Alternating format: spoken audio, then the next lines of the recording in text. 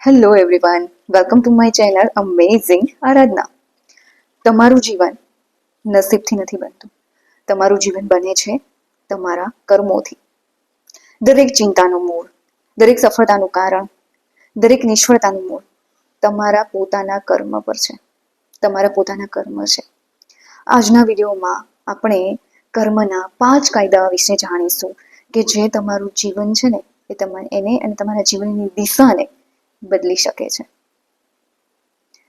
તો કયા છે એ 5 કાયદા? અને જો તમે પણ તમારા જીવનને છે એ બદલવા માંગો છો તો ચલો જાણીએ. એમાં સૌથી પહેલો કાયદો છે કે જેવું કરશો તેવું ભરશો, જેમ કરો તેમ ભરો. કોઈ પર નિંદા કરશો તો પાછી મળશે, પ્રેમ કરશો તો પ્રેમ મળશે. પણ અત્યારે તો કેવું છે ખબર છે, તમે કોઈને પ્રેમ કરો, તમે કોઈનું સારું કરો, તમે કોઈનું કામ આવો, છતાં પણ એ વ્યક્તિ તમને કામ આવશે જ, એ વ્યક્તિ તમારી કિંમત કરશે જ, એ વ્યક્તિ તમારી કદર કરશે એ જરૂરી નથી. કેમ કે આજના સમયમાં વ્યક્તિને કોઈ બીજી વ્યક્તિની કિંમત જ નથી. જ્યારે જરૂર હોય છે ત્યારે મીઠા, અને જ્યારે જરૂર ન હોય ત્યારે તમે કોણ અને હું કોણ. એટલે અત્યારના સમયમાં તમે પ્રેમ આપશો તો તમને સામે પ્રેમ જ મળશે એની ગેરંટી નથી. ગેરંટી કહું છું. ઘણા લોકો તમે પ્રેમ આપશો તો પ્રેમ આપશે, નિંદા કરશો તો નિંદા કરશે. પરંતુ ઘણા લોકો તમે ગમે એટલો પ્રેમ આપશો, તમે એના માટે ગમે તેટલું કરશો, છતાં પણ એ વ્યક્તિ તમારા માટે ક્યારે ઊભું રહે કે તમારા માટે કંઈ કરશે એની ગેરંટી નથી. એટલા માટે તમારે જો કોઈ ગેરંટી લેવી હોય તો એ ઉપરવાળાની લો. કારણ કે તમારે તો સારા જ કામ કરવાના છે. હું એમ નથી કહેતી કે સામેવાળું તમને રિસ્પોન્સ ન આપે, કિંમત ન કરે તો તમારે એની સાથે ઉદ્ધતાઈથી વાત કરવી, અથવા તો તમારે એની સામે એની નિંદા કરવી, અથવા એની સામે ન બોલવું. એમ નથી કહેતી. આપણે તો આપણું કામ કરવાનું જ છે, અપેક્ષા નથી રાખવાની. ઉપરવાળો તો રિઝલ્ટ આપવાનું જ છે. ઉપરવાળો બધું જોવે છે, અને ઉપરવાળો તો ઈશ્વર એ જોવે છે કે તમે અંદરથી કેવા છો અને બહારથી કેવા છો. એને તો બધું ચોખ્ખું જ દેખાય છે. એટલે આપણે ઈશ્વરથી ડરવાનું છે. બીજો સામે વ્યક્તિ આપણી કિંમત કરે, કદર કરે, ન કરે, આપણે તો આપણું કામ કરવાનું છે, આપણા કર્મો કરવાના છે. કર્મ છે ને ડરાવનારી વાત નથી, એ એક શુદ્ધ ગણિત છે. એક્શન અને રિઝલ્ટ. તમે જે બીજ વાવશો આવતીકાલે એ વૃક્ષ બનશે. તમે આંબો વાવશો તો તમને કેરી મળશે, તમે બાવળ વાવશો તો તમને કાંટા મળશે. તમે જે બીજ વાવશો એ વૃક્ષ તમને મળશે કે બનશે. એટલે આપણે હવે વિચાર કરવાનો છે કે આપણે કેવું બીજ વાવવું છે. કારણ કે કર્મનો હિસાબ એકદમ ક્લિયર છે. Action, result. વિચાર, શબ્દ અને ક્રિયા, આ ત્રણેયમાં શુદ્ધતા લાવવી બહુ જરૂરી છે, અને ત્રણેય સરખાવવા બહુ જરૂરી છે. અત્યારના સમયમાં વિચાર કંઈક અલગ હોય, શબ્દો કંઈક અલગ જ નીકળે, અને વિચાર અને શબ્દોથી અલગ ક્રિયા પણ અલગ થતી હોય. ત્રણેયમાં શુદ્ધતા ન હોય, ત્રણેયમાં સરખાપણું ન હોય. વિચારે અલગ, શબ્દો અલગ, અને એ પછી બેને મૂકીને ક્રિયા અલગ થતી હોય. એટલે આવું ના હોવું જોઈએ. ત્રણેયમાં શુદ્ધતા લાવવાની જરૂર છે. અને જો 5 કાયદામાં પહેલો કાયદો છે કે જેમ કરો તેમ ભરો, તો તમારે ફક્ત છે ને દરરોજ કોઈ સારું કાર્ય કરવાનું છે, બસ અપેક્ષા રાખ્યા વગર. કારણ કે આજકાલનું માણસ ની પાસેથી આપણે કોઈ અપેક્ષા રાખી શકીએ નહીં કે હું સારું કરું છું તો એ વ્યક્તિ પણ મારું સારું કરશે જ. પણ ઉપરવાળો તો સારું કરશે જ. એ તો ફળ આપણને સારું મળવાનું છે. તો બસ સારા કાર્ય કરતા રહો. ભલે થોડી લાગણી ન હોય પણ કરો. તમે સ્ટાર્ટ કરશો તો તમને પોતાને ઘણું સારું લાગશે. એટલે એક વાત હંમેશા યાદ રાખો, જેવું કરશો તેવું ભરશો. એટલે સારા કર્મો કરો. ઉપર બધું જ નોટ થાય છે, બસ એ ધ્યાન રાખો. બીજો કાયદો છે કે ટાળવાથી બચાવ થતો નથી. ઘણા લોકોને શું હોય કે ચલો ને ભૂલી જઈએ, પોતે કંઈ ભૂલ કરી હોય, કે પોતે કોઈને કંઈ કહ્યું હોય, અથવા કોઈને પોતાનાથી દુઃખ થયું હોય, તો એમ કે ચલો હું ભૂલી જાય, થઈ ગયું એ થઈ ગયું, મારાથી ભૂલથી થઈ ગયું, ઇગ્નોર કરી લે.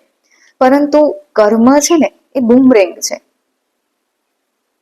તમે ફેંકી દીધું તો ફરીને પાછું એ તમારી પાસે આવે જ છે. ભલે તમે ભૂલી ગયા, તમે જે કર્યું હતું, તમે જે ભૂલ કરી હતી, કે તમે કોઈને કંઈ કહ્યું હતું, કે તમે ગમે એ કર્યું હતું, તમે ભૂલી ગયા, પરંતુ એ ફરીને તમારી પાસે આવે જ છે પાછું. ભલે ભૂલી જાઓ, તમે ભલે ભૂલી જાઓ, પરંતુ યુનિવર્સ છે ને એ નથી ભૂલતું. માટે તમે જો કંઈ ભૂલ કરી હોય તો એને સ્વીકાર કરો, માફી માંગો અને સુધારો કરો. આ જેનો રસ્તો છે. કારણ કે ઘણા લોકોને કેવું હોય ખબર છે, પોતે ભૂલ કરી હોય, પોતાને ખબર હોય કે હું આ વ્યક્તિને આવી રીતે બોલ્યો છું, ખોટું બોલ્યો છું, કે મેં એને ખૂબ જ હર્ટ કર્યું છે, છતાં પણ એનું ઈગો છે ને એને એની માફી માંગવા દેતો નથી, એને ભૂલ સ્વીકારવા દેતો નથી. અને પરિણામે એ પોતાના ઈગોમાં રહે છે અને સામેવાળો વ્યક્તિ એને કહે છે કે તમે ભૂલી જાઓ, એમ તમે તમારા મનમાં કશું રાખો નહીં, તમે ભૂલી જાઓ. વાંક એમનો હોય છતાં પણ ચલો ભૂલી જઈએ આપણે પોતાના માટે. પણ એ જે વ્યક્તિ ઈગોમાં છે, એને જે ભૂલ કરી છે, એ ફરીને પાછું તો આવે જ છે એની પાસે. તમે ભલે ભૂલી જાઓ, પરંતુ યુનિવર્સ ક્યારેય ભૂલતું નથી. માટે તમે જે ભૂલ કરી છે એને સ્વીકાર કરો, માફી માંગી લો. માફી માંગવાથી કંઈ તમે નીચા નહીં થઈ જાઓ અને સુધારો કરો. ત્રીજો કાયદો છે, તમારું આજ તમારા કર્મ પર આધારિત છે. તમે આજે જે જગ્યાએ છો, તમે જે આજે જે પોઝિશન ઉપર છો, એ બધું તમારા જ કર્મો છે. ઘણા લોકોને કહેતા સાંભળ્યા હશે ને કે મારું તો નસીબ જ ખરાબ છે. પણ તમારો પ્રશ્ન એ નથી કે નસીબ નું કામ શું છે કે નસીબ શું છે. પ્રશ્ન એ છે કે તમારું કર્મ શું છે. દરરોજ તમે શું વિચાર કરો છો, તમે શું કરો છો, એ જ તમારું ભવિષ્ય રચે છે. તમે આજે જે પોઝિશન પર છો, તમે આજે જે પણ જગ્યાએ છો, એ તમારા કર્મના આધારે છો. તમે પહેલા સારા કર્મો કર્યા છે, ત્યારે તમે આ જગ્યાએ આજે એ જગ્યાએ છો, એ પોઝિશન પર છો.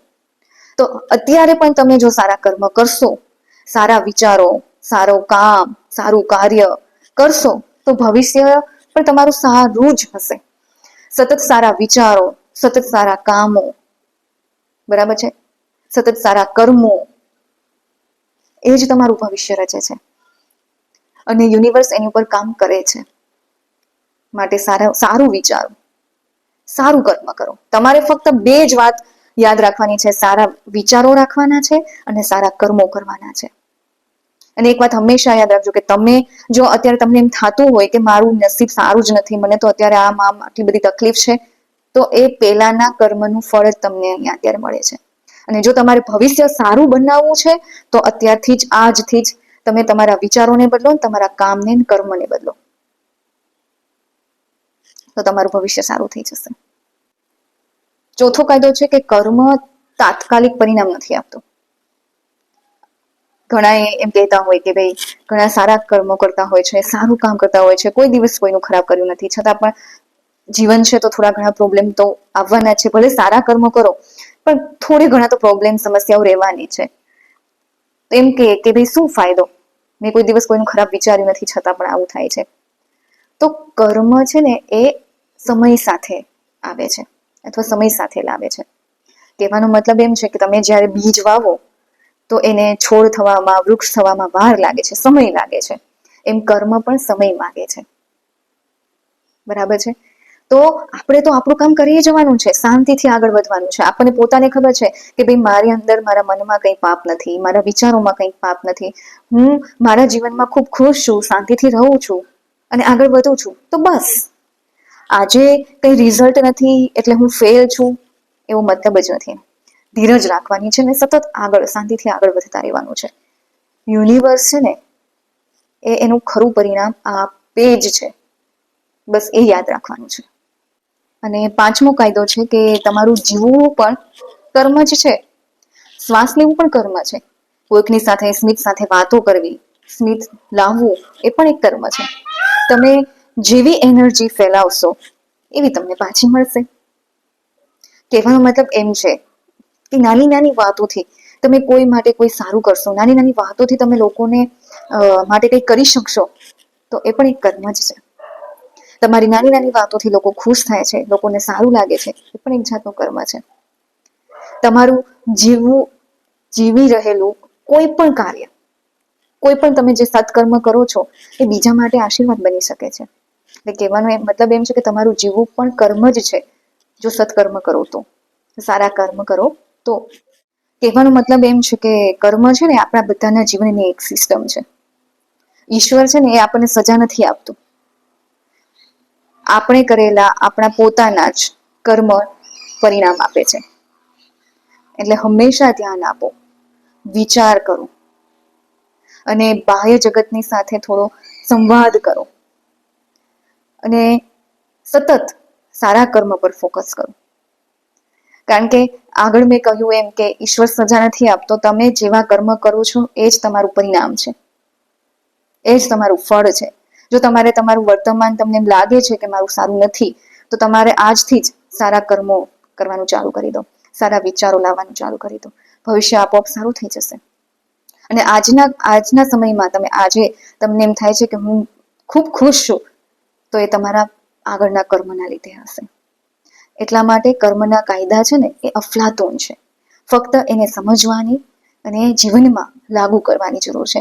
જો તમે એને સમજી ગયા અને તમારા જીવનમાં લાગુ કરી દીધા, તો પછી તમને સારા પરિણામ લાવવા માટે તમારા જીવનમાં કોઈ રોકી શકતું નથી. ઈશ્વર હંમેશા તમારી સાથે જ છે. જો તમને લોકોને મારો આ વિડીયો સારો લાગ્યો હોય તો આ વિડીયોને લાઈક કરો, શેર કરો અને અમેઝિંગ આરાધના ચેનલ પર સબસ્ક્રાઇબ કરવાનું ભૂલશો નહીં. ફરી પાછા મળીશું નવા ટોપિક સાથે, નવી પ્રેરણા સાથે, નવી વાતો સાથે. અને તમને કોઈને પણ એમ લાગે કે મારે આ ટોપિક પર જાણવું છે, તો પ્લીઝ મને કમેન્ટ કરી શકો છો. Thank you.